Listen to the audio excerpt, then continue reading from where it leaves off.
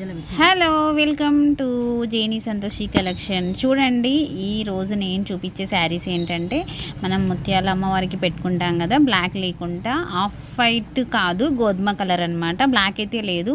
శారీ అయితే చాలా బాగుంది, ట్రాన్స్పరెంట్ లేకుండా కంచి బార్డర్. చూడండి, శారీ వచ్చేసి ఇలా ఉంటుంది. ఇందులో ఒక్కొక్క డిజైన్ లాగా వచ్చేస్తుంది అనమాట. ఇదిగోండి, మీకు క్యాట్లాగ్తో సహా అయితే చూపిస్తున్నాను.